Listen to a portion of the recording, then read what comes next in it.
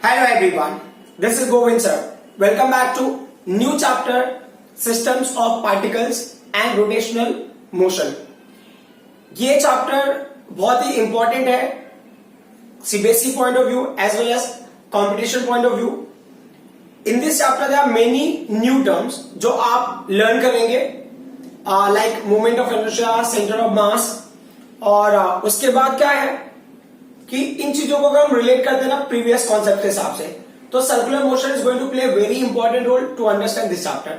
अगर आपको circular motion नहीं आता रहेगा then you will have a difficulty in understanding these concepts. So it's better you do revise circular motion before going through this topic. तो जिससे क्या होगा कि आपको रोटेशनल मोशन समझने में ज्यादा डिफिकल्टी नहीं होगा. वैसे बिगिनिंग पार्ट में इतना डिफिकल्टी नहीं होगा, beginning part is new only, new plus such concept which you can understand very easily. ठीक है. सो अगर हम पहले बात करते हैं सिस्टम पार्टिकल में, जो हमारा सबसे पहला पॉइंट है that is centre of mass. तो मैं आज डिस्कस करूंगा सेंटर ऑफ मास के बारे में. तो सेंटर ऑफ मास का हमें डेरिवेशन करना है. तो अभी हम किसके लिए करेंगे? Two particle system. और एक और है कि जब हम सेंटर ऑफ मास की बात करते हैं तो सेंटर ऑफ मास एक्चुअल में क्या होता है? Suppose if you are considering this body, ठीक है, तो मैंने अज्यूम किया कि चलो ठीक है, आपको पता चला कि ये इसका सेंटर ऑफ मास है. This point is the centre of mass for this body. तो सेंटर ऑफ मास क्या होता है? What is the centre of mass? तो people are having a wrong notion कि सेंटर ऑफ मास का मतलब mass होगा. It's not a mass, it's a position. Centre of mass is position. Centre of mass is position where the whole mass of body assumed to be concentrated, where the whole mass of body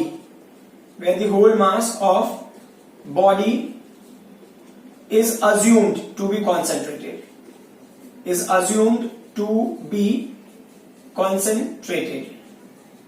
ठीक है. जहां पे आपको लगता है पूरे यहां पे पूरे बॉडी का मास कॉन्सेंट्रेटेड होगा, तो जहां पे सेंटर ऑफ मास होता है वहां पे आप बॉडी को इजीली बैलेंस कर सकते हो. होता है ना, कभी आप अगर नोटबुक को बैलेंस करना है या किसी बॉडी को बैलेंस करना है, you balance on a finger, तो अगर आप सेंटर ऑफ मास के जगह पे आप बैलेंस करते हो तो बॉडी इजीली बैलेंस हो सकती है. तो centre of mass is a place where the whole mass of body suppose to be concentrated. तो centre of mass of position, तो अगर कोई बॉडी है तो उसका सेंटर ऑफ मास कैसे निकालना है उसके लिए हम डेरिवेशन कर रहे हैं. So right now we will do about two particle system. हम दो पार्टिकल सिस्टम लेंगे उसके हिसाब से चलेंगे. तो सेंटर ऑफ मास, ये हो गया centre of mass for two particle system. काफी सारी चीजें हैं जो ना आपको पहले से पता है. There are certain new things, वो भी देख लेंगे. टू पार्टिकल्स सिस्टम, जो नए चीजें हैं उनको भी समझ लेंगे, जो पुरानी चीजें वो हमें हेल्प करेंगी in understanding the new concept. तो टू पार्टिकल सिस्टम में पहले आप एक कोऑर्डिनेट सिस्टम कंसीडर करो. तो हमने लिया है, ये है आपका कोऑर्डिनेट सिस्टम. आप कंसीडर करते हो where this is the origin और ये आपका एक्स एक्सिस होगा, ये हो गया वाई एक्सिस. ठीक है. आपको दो पार्टिकल लेने हैं, तो यू इमेजिन पार्टिकल 1. ये पार्टिकल 1 का जो मास है ना, पार्टिकल 1 का mass is m1, correct. And from the origin O से वो पार्टिकल कितने डिस्टेंस पे होगा? It is the distance r1 vector. ये क्या है? It is called the position vector. r1 vector position vector. Vector के फॉर्म में वो कितने डिस्टेंस पे होगा from the origin. Now you are taking the second particle, because दो पार्टिकल सिस्टम में कंसीडर किया, तो सेकंड पार्टिकल आप यहां ले लेते हो. You take the second particle, this is m2, clear. अब आपका assumption है कि पार्टिकल जो m2 है वो कितने डिस्टेंस पे है? So it is a distance of r2. So position vector of the second particle is r2. Okay. और ये जो पार्टिकल आपस में ऐसे सेपरेटेड है. अब आपका assumption है कि इनका सेंटर ऑफ मास कहीं तो होगा ना. सेंटर ऑफ मास मतलब ये सिस्टम की वजह से. अब सब लोग they are forming one system. होता है ना, डंबल अगर आपको पता होगा, है ना, डंबल में ये हो गया और ये हो गया, तो ये डंबल को भी तो कहीं बैलेंस कर सकते हैं. तो बेसिकली वैसा ही होगा ना. यू इमेजिनरी लाइन को कनेक्ट कर रहा है, तो उनका सेंटर का होगा इन बिटवीन इस किसी लाइन पे होगा, तो इनका सेंटर जो होगा इन बिटवीन किसी लाइन होगा, सेंटर ऑफ मास. तो सेंटर ऑफ मास अगर इन बिटवीन कहीं लाइन होगा तो आप इमेजिन करो ये पॉइंट सी हो गया, तो this is the centre of mass. This is the position of centre of mass from the origin. तो जो सेंटर ऑफ मास है, सेंटर ऑफ मास ओरिजिन से कौन सा डिस्टेंस होगा, उसको आपने ले लिया RCM वेक्टर. RCM vector. ठीक है. और एक और अजम्पशन है कि जो सेंटर ऑफ मास पे मास होगा ना, उसको आप ले लो capital M, and it is assume जो टोटल मास होगा that is the sum of m1 plus m2. Centre of mass में जो मास इमेजिन करेगा, मतलब total mass of the system assume to be m1 plus m2 is equal to capital M. ठीक है. अब इस point को आप थोड़ा सा और आगे समझने की कोशिश करते हैं। तो आप मानो कि ये सिस्टम में क्यों रोटेट होगा, मतलब अगर ये सिस्टम रोटेट होता है ना, systems of particles and rotational motion, मान लो ये ना रोटेट हो रहा है, जैसे ये डंबल को आप रोटेट कर रहे हो, if you rotate this dumbbell तो ऑटोमेटिकली तो रोटेट होगा ना, यू अप्लाई एक्सटर्नल फोर्स। तो कोई एक्सटर्नल एजेंसी है जो इनको रोटेट कर रहा है, ठीक है, it is rotated because of external agency. तो आपका अजम्पशन है कि चलो ठीक है, ये जो पार्टिकल है it is trying to rotate in this direction, और ये पार्टिकल ना रोटेशन में जो इस डायरेक्शन में जाएगा। One more thing you can say this particle is trying to go like this and ये उसके एक्जैक्टली अपोजिट होगा, these two forces will be exactly opposite, ठीक है। अब इसको हम थोड़ा दूसरे वे से देख लेते हैं कि आपको इनको देखना है इंडिविजुअल वे से, देखो यू सी इट इंडिविजुअली, मतलब टोटल एक्सटर्नल फोर्स एफ लगा होगा, वो फोर्स में से रोटेट हो रहा है। मान लो कि जैसे आप ये मार्कर है, मार्कर को आप रोटेट करो, you are rotating through external force, ठीक है। लेकिन अगर मैं एक इंडिविजुअल पार्टिकल का डिस्कस करूंगा, मैं if I am talking the particle 1, for example I am talking the particle 1 कि पार्टिकल 1 क्यों रोटेट हो रहा है, I want to mention that particular part. तो आप यहां मेंशन करते हो for particle m1, so for particle of mass m1, ठीक है। इस पार्टिकल के लिए क्या स्टोरी है, तो अब इस पार्टिकल के लिए बात करोगे तो ये क्या होगा, ये हो गया force acting on the particle 1। तो पार्टिकल 1 पे फोर्स क्यों एक्ट हो रहा है, तो एक तो क्या आपने एक्सटर्नल फोर्स लगाया था। तो देखो अभी अजम्पशन ऐसा है कि एक्सटर्नल फोर्स पूरे सिस्टम के लिए हमने लगाया है, but our assumption is that right now particle 1 is rotating, तो इसका मतलब है कि 1 पे एक्सटर्नल फोर्स उसका खुद का रहा होगा, है ना।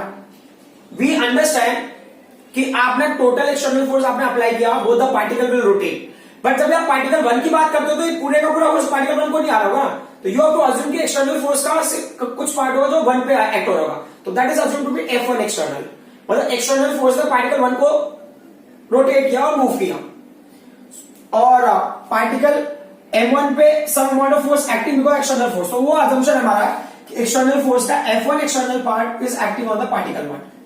सेकेंड रीजन क्या है, तो दे आर सेइंग कि ना अगर आप मानो जैसे अभी ये कंसीडर करो, आप इसको रोटेट करो, if you are rotating it like this, so जब ये ना ये it's rotating, this is the M1 you imagine, this is M2। अगर मैं M1 ऐसे आगे बढ़ रहा तो मैंने M2 के पास में ऐसे करके आई पुट द बैरियर यहां पे ऐसे, मैं अगर यहां पे फिंगर को रख देता हूं तो if I rotate this one, अगर मैं इसको कितना भी आगे लेके जाऊं, see this one, I am rotating, it's rotating ना, अभी इसको रोटेट कर रहा हूं मैं, सेम चीज अभी भी कर रहा हूं और अब देखो अभी वही करने जा रहा हूं, but it will not rotate. Why, जब मैं ऐसे रोटेट कर रहा हूं यहां पे ए ऑब्स्टिकल की वजह से क्या होगा, it will not go ahead. इसका मतलब क्या होगा कि ये पार्टिकल का शिफ्ट नहीं होगा तो ये पार्टिकल भी शिफ्ट नहीं होगा, इसका मतलब ना इस पार्टिकल को मूव करने के लिए इस पार्टिकल का भी रोल है। तो ऐसा होता रहेगा कि ये पार्टिकल जब मूव करेगा तो इसका फोर्स एक्सर्ट करता होगा, ऐसा हम अज्यूम करते हैं। तो इट इज अज्यूम कि particle 1 will move due to force of particle 2, या particle 1 will move due to particle 2, है ना। पार्टिकल 2 अगर मूव नहीं हुआ तो पार्टिकल 1 मूव नहीं होगा। ये हो गया आपका एक इक्वेशन, ये होगा आपका equation number 1। Now will go to the second part. Second part is again very easy, for particle of mass M2, for particle of mass M2, तो M2 मास के लिए क्या हो गया, ये हो गया F2 वेक्टर ना, सेकंड पार्टिकल पे कितना फोर्स एक्ट हो रहा है, सेकंड पार्टिकल, तो आपने एक्सटर्नल फोर्स लगाया है, तो एक्सटर्नल फोर्स का M1 ने अपना फोर्स ले लिया, बाकी फोर्स M2 को चला गया, तो ये होगा F2 एक्सटर्नल, करेक्ट, ये होगा F2 एक्सटर्नल फोर्स प्लस, अब वही स्टोरी होगा कि 2 भी तब तक नहीं मूव करेगा जब तक 1 अपनी जगह से शिफ्ट नहीं होगा। इसका मतलब क्या होगा, पार्टिकल 2 को 1 will move, this is what equation number 2, clear. Now you add them, so add equation 1 and 2, सो अगर हमने 1 एंड 2 को ऐड कर दिया तो क्या मिला हमको, यहां पर मिलेगा F1 vector plus F2 vector is equal to क्या मिलेगा अपने को, F1 external plus F12 vector plus F2 external plus F21 vector, ठीक है। इसको हमने ले लिया इक्वेशन नंबर 3, ये इक्वेशन नंबर 3 हो गया, ठीक है। अब इन्होंने क्या बताया कि सिंस क्या, जैसा मैंने बताया कि ये जो F12 ये कौन सा फोर्स है, ये हो गया फोर्स F12, मतलब force acting on particle 1 because of 2, correct, ये F12 हो गया। और ये कौन सा फोर्स होगा, this is the force acting on particle 2 because of 1। As you can see, F12 is going in this direction, F21 is going in this direction. They are going in opposite direction. You write since F12 vector की value F21 vector के equal होगा, but क्या होगा F21 vector F12 vector के opposite में होगा, तो this F12 को आप रिप्लेस कर दो या F21 को रिप्लेस कर दो, चॉइस इज यूज। तो हमने क्या किया, therefore will write F1 vector plus F2 vector. ये बहुत ना स्टूपिड सा आपको लगेगा, बट क्या हमें ना सिस्टमैटिकली जाना है इन terms of vector and all simplify करके। सो ये होगा F1 एक्सटर्नल वेक्टर आ जाए, ये जो है F12 वेक्टर को what are we going to do, F12 vector को we will write F21 vector, correct, plus ये क्या होगा F2 external plus F21 vector. So if you'll see very carefully, this value will cancel out. And what do we get finally? Therefore you get F1 vector plus F2 vector. Clear? Is equal to what? F1 external vector plus F2 external vector. इसको हमने ले लिया question number 4। ये point clear? जो हमने समझा था कि हम ना पूरे सिस्टम को एक्चुअली, तो एक बात तो हमारा रॉन्ग नोशन क्या था, जो हमने गलत चीजें समझ ली थी कि पार्टिकल 1 ना 2 की वजह से रोटेट हो रहा है और पार्टिकल 2 1 की वजह से रोटेट हो रहा है, बट वी आर सीइंग कि वो एक दूसरे को कैंसिल कर दे रहे हैं। मतलब ऐसा होता है कि पार्टिकल 1 रोटेट नहीं होगा तो पार्टिकल 2, देखो अभी ये यहां पे ऐसे ना, मतलब ये प्लेस में भी शिफ्ट तो होगा ही, बट अगर आप ऐसे कंसिडर करो कि वैल्यूज के हिसाब से देखो तो इनका वैल्यूज का कोई पार्टिसिपेशन नहीं है, because they cancel each other, they help to rotate but they cancel each other, तो उनका कोई रोल नहीं है। तो ये F1 एक्सटर्नल F2 एक्सटर्नल क्या है, that is because of external force. तो मान लो कि आपने F amount external force apply किया था, you imagine F amount external force apply to rotate the two particle system. तो उस केस में क्या होगा, जो टोटल एक्सटर्नल फोर्स होगा वो किसके इक्वल होगा, sum of these two external forces, ठीक है। तो आपका अजम्पशन है let capital F be external force applied, external force applied किसके लिए, applied to rotate two particles system, two particles system, ठीक है। तो अगर F एक्सटर्नल फोर्स है तो इसका मतलब क्या हो गया, therefore F vector is equal to what, F1 external force plus F2 external force. ये क्या है, ये क्वेश्चन नंबर 5। अब क्या करना है, 5th को आप रिलेट करोगे 4th से, बराबर। So from 4th and 5th क्या मिलेगा हमको, देखो ये ना बहुत ही कॉमन सी बात है, ये आपको ऐसा लगा होगा कि शायद ये चीजों हम बहुत इजीली निकाल सकते हैं। तो ये क्या होगा, देयरफॉर ये है F1 वेक्टर प्लस एक होगा F2 वेक्टर, मतलब the force needed to move particle 1 plus force needed to move particle 2 will be equal to the external force applied on this system, ठीक है। आपने क्या किया, इस वैल्यू को रिप्लेस कर दिया, F1 external plus F2 external को अपने ऐसे। देखो जनरली हम ना अब तक जो डिस्कस करते आ रहे हैं हम ऐसे लेते हैं ना कि F1 फोर्स F2 फोर्स लगाया और टोटल फोर्स F हो गया। आपको ऐसा हो सकता है, you may feel like that, but it's not in that way. आपको scientifically you have to derive till this. अब इसके बाद आप आगे प्रोसीड कर सकते हो। तो how will you go ahead, so आपको बताना है कि सिंस जो F1 की वैल्यू है, F1 वेक्टर की वैल्यू ये क्या होगा, ये होगा ma होता है ना मास से एक्सेलरेशन, तो ये पार्टिकल 1 के लिए उसका एक्सेलरेशन का वैल्यू होगा A1 वेक्टर, क्लियर। अब उसके बाद और है क्या होगा F2 वेक्टर, F2 वेक्टर की क्या स्टोरी होगी, ये होगा M2 A2 वेक्टर। जो कैपिटल F है ना ये पूरा सिस्टम को रोटेट करना, तो मेरा अजम्पशन है कि सेंटर ऑफ मास पे वो एक्ट हो रहा होगा। सो वी अज्यूम कि capital F vector is acting on the centre of mass, ठीक है। सेंटर ऑफ मास का वैल्यू आप ले लो कैपिटल M, मतलब सेंटर ऑफ मास मतलब टोटल मास को वो रोटेट कर रहा है with what acceleration ACM vector, ठीक है। अब ये इक्वेशन क्या होगा फिर, so this equation will change, then you write M1 A1 vector plus M2 A2 vector is equal to capital M and this what ACM vector, got it. इसको अगर आपको लेना है तो आप इसको ले लो क्वेश्चन नंबर 6। अब इसके अलावा एक छोटी सी बात है which you need to understand, ये आपको देखना पड़ेगा पता है या नहीं पता है। सो समझ लो ये डिस्प्लेसमेंट है, ठीक है। इसको डिफरेंशिएट कर दिया मैंने, dx अपॉन dt कर दिया। तो जब ये डिस्प्लेसमेंट को आप डिफरेंशिएट करते हो आपको वेलोसिटी मिलेगा, आपने वेलोसिटी को भी डिफरेंशिएट कर दिया, ठीक है। आपको क्या मिलेगा, एक्सेलरेशन मिलेगा। फिर आप क्या करते हो, वेलोसिटी की वैल्यू आप यहां पुट कर देते हो, ये d by dt है, what's the value of velocity, it's dx upon dt। And what do we get? So acceleration will be d square x upon what? dt square. So this is the value for acceleration. अब ये क्या है ना, it's a position vector, मतलब यहां पे vector है, फिर जब ये शिफ्ट होगा उसका वेक्टर चेंज हो जाएगा, means it is very similar to displacement.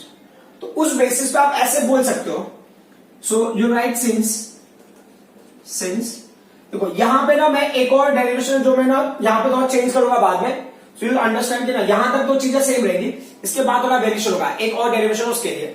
तो पहले ये देख लेते हैं। तो सिंस जो A1 वेक्टर होगा ना, देखो A1 वेक्टर का डिस्प्लेसमेंट से क्या रिलेशन है, D square x upon D T square ना। तो मेरा अजम्पशन है कि ये डी स्क्वायर एक्स होगा ना, D square D T square बराबर। ये किसके लिए होगा, it is for the R1 vector, clear. ये किसके लिए होगा, A1 वेक्टर की वैल्यू हो गई, comma what's the value of A2 vector, A2 vector की वैल्यू हो गई D square R2 vector upon D T square, ठीक है। And what's the value of ACM vector, ACM vector की वैल्यू क्या होगी, ये होगा डी स्क्वायर RCM वेक्टर, ठीक है। थोड़ा सा स्पेस का इशू होगा but I hope you will be able to manage, ठीक है। This is acceleration for the particle 1, this is acceleration for particle 2, this is acceleration for particle 3। Now equation number 6 को क्या होगा, what will happen to equation number 6, so you write therefore equation 6 becomes, therefore equation 6 becomes, ठीक है। Equation 6 को क्या होगा, m1 will remain m1, the value of a1 vector is what, d square r1 vector upon dt square, correct, plus m2 d square r2 vector upon dt square is equal to capital M d square RCM vector upon क्या होगा, ये dt square, got it. अब इन points पे हमें focus करने की जरूरत है। अब क्या करोगे, यहां पे ना जो आप कॉमन ले सकते हो, तो यहां पे ये D square upon D T square को आई कैन टेक कॉमन, तो I have taken common D square को I have taken common D square upon D T square, ठीक है। ब्रैकेट में क्या मिला आपको, m1 मिला r1 vector plus what is left over here, कि आपने डी स्क्वायर जो ऑपरेटर उसको आपने बाहर ले लिया, ये m2 है, ये क्या होगा r2 वेक्टर, ठीक है। और यहां पे क्या होगा, यहां पे आपको लेना तो आप ले लो बाहर, तो D square upon D T square, correct. ये वैल्यू का है capital M is what RCM vector, clear. अब देखो ये सेम ऑपरेटर है, मतलब ये ऑपरेटर इसको ऑपरेट कर रहा है और ये ऑपरेटर इसको ऑपरेट कर रहा है, बट दे आर सेम, है ना। तो उसके वजह से क्या हो जाएगा ये value, so you can write m1 r1 vector plus you get m2 r2 vector is equal to capital M RCM vector. So what's the value for RCM vector then? Therefore RCM vector can be written as m1 r1 vector plus m2 r2 vector upon capital M. But if you remember, what's the value for capital M? Capital M is m1 plus m2. Capital M is m1 plus m2. तो देख लेते हैं। So therefore RCM vector का value क्या हो गया, m1 r1 vector plus m2 r2 vector upon m1 plus m2। अब ये क्या करेंगे, अगर ये ना n number of particle system होता, if it would have been n number of particle system, तो अगर ये n number of particle system होता तो क्या करते हम, we would have written RCM vector is equal to, it would have been m1 r1 vector plus what m2 r2 vector dot dot dot mn rn vector upon its what m1 plus m2 plus up to what n number, okay। so I hope आपको ये बात समझ में आ गया, this is called the centre of mass of two particle system. और वैसे and में मैंने एक्चुअल डेरिवेशन आपको यही तक करना है टू पार्टिकल सिस्टम के लिए, but if it is of n number of particle system then you will get it like this. But ये क्या है ना कि ये चीजें ना इतना, मतलब जैसा मैंने फॉर्मूला बताया, ये कब होगा जब चीजें ना स्ट्रेट लाइन होंगी, मतलब two masses are arranged in straight line, three masses arranged in a straight line, सिर्फ ये एक लिनियर अरेंजमेंट होगा तभी एप्लीकेबल है। बट अगर प्लेन टाइप होगा, linear arrangement in the sense मतलब फर्स्ट पार्टिकल यहां है, सेकंड पार्टिकल यहां है, थर्ड यहां है, फोर्थ यहां है। बट अगर मान लो ये प्लेन में होगा, मतलब फर्स्ट पार्टिकल यहां है, सेकंड यहां है, थर्ड यहां है, फोर्थ यहां, तो ऐसे केस में क्या करोगे, ऐसे केस में सिनेरियो चेंज होगा। मैं एक और डेरिवेशन में एडिशन कर देता हूं यहीं पे, मतलब ज्यादा मुझे मॉडिफिकेशन करने की जरूरत नहीं पड़ेगी। ये क्या है, सेंटर ऑफ मास है ना। तो अब एक और पॉइंट है वेलोसिटी सेंटर ऑफ मास, ठीक है। ये हेडिंग है velocity centre of mass, velocity centre of mass, ठीक है। मतलब वेलोसिटी कहां पे होगा, मतलब ये जो पूरा सिस्टम रोटेट करेगा तो जो सेंटर ऑफ मास उसकी वेलोसिटी क्या होगी, ठीक है, बेसिकली दैट वन। सो वो कैसे निकालेंगे, वो पर्टिकुलर पॉइंट हमें करना है, तो उसके लिए क्या होगा, ये पूरा डेरिवेशन आपका ऐसे ही होगा, it will be in that way. In fact जब आप ना यहां तक भी आओगे ना, ये पूरा पार्ट तक सेम रहेगा, यहां तो कोई वेरिएशन नहीं है। सो वेरिएशन क्या होगा वो पॉइंट में देख लेते हैं। देखो आपको पोजीशन वेक्टर पूछा, सेंटर ऑफ मास पूछा था, पोजीशन वेक्टर। पोजीशन वेक्टर मतलब एक्सेलरेशन को आपने डिस्प्लेसमेंट से रिलेट कर दिया, बट यहां पे किससे रिलेट करना है हमको, यहां पे हमको रिलेट करना है वेलोसिटी से।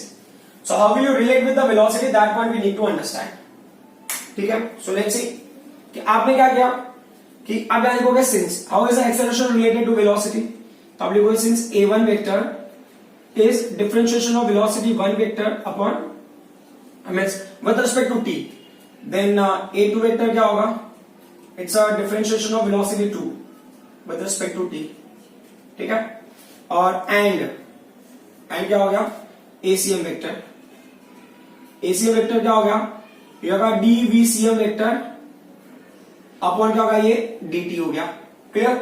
अभी इन वैल्यूज को हम किधर पुट करेंगे, इक्वेशन 6 में, वही सेम फॉर्मेट जैसा हमने पहले किया था। सो पुट या इक्वेशन 6 बिकम्स, है ना, therefore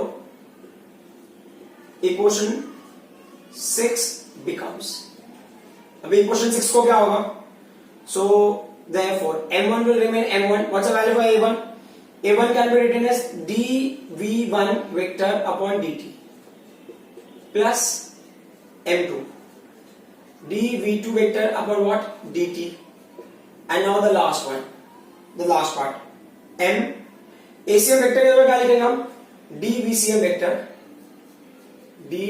vector upon what, dt। अब क्या करना है, यहां पे dy dt ऑपरेटर को आप कॉमन ले लो, जैसा वहां पे क्या था डी स्क्वायर, पिछले वाले में D square upon dt square को हमने कॉमन लिया था, बट वो ये dy dt, so it's what m1 v1 vector plus m2 v2 vector is equal to, अब यहां पे भी ऑपरेटर को बाहर ले लो so that we can compare very easily, so m into VCM vector, clear. अब क्या होगा, ये ऑपरेटर्स सेम है, ये वैल्यूज भी सेम हो जाएंगे, so ये क्या होगा, m1 v1 vector plus m2 v2 vector is equal to capital M VCM vector. Which value we are finding? We are finding VCM vector. So velocity center of mass क्या हो जाएगा, it's m1 v1 vector, होगा capital M हो गया। So what's the value for the velocity center of mass now? So ये capital M की value हमको पता ना, capital M की वैल्यू क्या, m1 plus m2, it can be written as m1 v1 vector plus m2 v2 vector upon what, m1 plus m2, correct. So अब ये सारी चीजें आपको क्लियर हो गई होगी आई थिंक, कि जो भी चीज हमने सेंटर ऑफ मास में किया था ऑलमोस्ट वही चीज हमने इसमें भी कर रहे हैं, बट डिफरेंस क्या है कि एक्सेलरेशन को भी convert in terms of position vector, but यहाँ पे मैं एक्सेलरेशन को किसमें कन्वर्ट कर रहे हैं, वेलोसिटी वेक्टर के टर्म में। अगर आपको मेंशन करना है तो आप मेंशन कर सकते हो कि velocity vector of particle m1 is v1 vector, velocity vector of particle 2 is v2 vector. यहाँ डायग्राम में थोड़ा सा वेरिएशन होगा, है ना, v1 vector, this will be v2 vector, and this is what, VCM vector, and remaining things will remain same, so there will not be any kinds of change. So अब जैसा मैंने बताया कि अगर ये लिनियर है तो आपको कोई टेंशन नहीं है, बट अगर ना ये प्लेन में होगा तो इश्यू होता है। तो क्या होता है, उस पॉइंट को जरा देखना जरूरी है हमारे लिए कि इनको हम किस तरह से रिप्रेजेंट करते हैं, हाउ डू वी रिप्रेजेंट, है ना, वो हमारे लिए बहुत इंपॉर्टेंट पॉइंट है, क्योंकि क्या होता है कि जब भी न्यूमेरिकल सॉल्व करेंगे that time we should not have any confusion. So आप समझ लो कि अगर मैंने यहां पे कंसिडर किया, सेंटर ऑफ मास की बात कर रहा हूं, ठीक है। So if I am draw the centre of mass, I will take linear and I will take in the plane. तो लिनियर का आप लोग तो कैसा है, लिनियर का यू अंडरस्टूड, ये समझो पार्टिकल 1 है, mass m1, this is a particle 2, mass m2, this is a particle 3, mass m3, in that way there is a particle n, mass mn। और आपका अजम्पशन है, चलो ठीक है, ये है, ये किसी ओरिजिन से, ओरिजिन कहां पे मुझे पता नहीं है, it is a distance r1 origin से, इट इज डिस्टेंस r2, मतलब ओरिजिन कहीं कहीं पे ओरिजिन है, I don't know where is the origin. चलो ठीक है, अगर लेना है तो ये ले लो, ये ओरिजिन की लाइन हो गई, आप ऐसा भी इमेजिन कर लो, this is a line for the origin, ये ओरिजिन से r1 डिस्टेंस पे। and this is from the origin r2 distance, correct? And the third particle from the origin is at r3 distance, correct? मतलब this distance r1, this distance r2 and this distance r3. In that way that will be at n distance, rn distance. तो RCM का value क्या हो गया? RCM vector, capital RCM, small RCM, that's up to you, ठीक है? तो ये क्या होगा? m1 हो गया, दिस r1. अच्छा, ये वेक्टर फॉर्म में नहीं लोगे तो भी चलेगा, because we have to calculate in terms of magnitude. So m1 r1, m2 r2. In that way you are going to what? n. So mn rn upon what? Upon m1 plus m2 plus is what? mn. Okay? Now one more thing. ये condition. अब अगर मान लो यहां पे particle मैंने ले लिया ना, ये पार्टिकल 1 है, ये पार्टिकल 2 है, ये पार्टिकल 3 है, तो मान लो ये m1 हो गया, ये पार्टिकल m2 हो गया, सिंपली ये पार्टिकल m3 हो गया. इन दैट में बहुत सारे पार्टिकल्स हैं. आपका अजम्पशन है कि ओरिजिन से ये r1 डिस्टेंस में, बट अभी इसमें छोटा सा प्रॉब्लम होता है. It will have a value on with respect to x axis also, with respect to y axis also. तो आपका अजम्पशन है कि पार्टिकल 1 का जो कोऑर्डिनेट सिस्टम होगा x1 y1 होगा, पार्टिकल 2 का कोऑर्डिनेट सिस्टम होगा x2, y2, पार्टिकल 3 का कोऑर्डिनेट सिस्टम जो होगा वो क्या होगा? x3, y3. Got it? सो अगर मैं ना आरसीएम की वैल्यू निकालता हूं तो what is the value for RCM? So RCM का वैल्यू क्या होगा? सो अकॉर्डिंग टू दिस से कि आपको ना centre of mass X axis का अलग से निकालना पड़ेगा, centre of mass Y axis का अलग से निकालना पड़ेगा. तो then you will have a centre of mass of system. So कैसे निकालोगे? एक्सीएम का वैल्यू कैसे होगा? एक्सीएम का वैल्यू फॉर एग्जाम्पल आप देखें 3 पार्टिकल सिस्टम, बट अगर n number of particle system होगा तो भी कंसिडर कर लेना. मतलब पार्टिकल 1 का x1 कोऑर्डिनेट वैल्यू क्या है? इन पार्टिकल 2 का x कोऑर्डिनेट वैल्यू क्या है? x2. पार्टिकल 3 का x कोऑर्डिनेट वैल्यू क्या है? x3. And in that way so on upon क्या हो गया? जो पार्टिकल्स आपने लिया है m1 plus m2 plus m3, और जहां तक आप लेके जाओ. Similarly you will take for the YCM. YCM का स्टोरी क्या है? It's what? m1 y1. ठीक है, first particle is y coordinate, then second particle its y coordinate, third particle then its y coordinate, and so on. Upon ये क्या होगा? Sum of their masses, and you can keep going. So इनके ऊपर base हम numerical solve करेंगे तो आपको idea मिलेगा कि how do we need to go ahead. वैसे देखो अभी it's not only XCM YCM, ये जेक्सीएम भी हो सकता है. If you are in the centre of mass of 3D structure, ये 2D, ये प्लेन के लिए स्ट्रेट लाइन का तो यू अंडरस्टूड.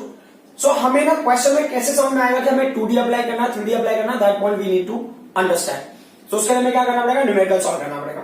और वेलोसिटी वेक्टर के ऊपर भी होता है. वेलोसिटी वेक्टर ऐसे जनरल टाइप में ले लो. वेलोसिटी v1 वेक्टर अगर वेक्टोरियल फॉर्म में तो बहुत इजी होगा, बट अगर नॉर्मल वैल्यूज है तो थोड़ा सा डिफरेंस हो सकता है. So when we will solve numerical that time you will understand better way. So I hope whatever I explained up till now you people understood. Thank you very much.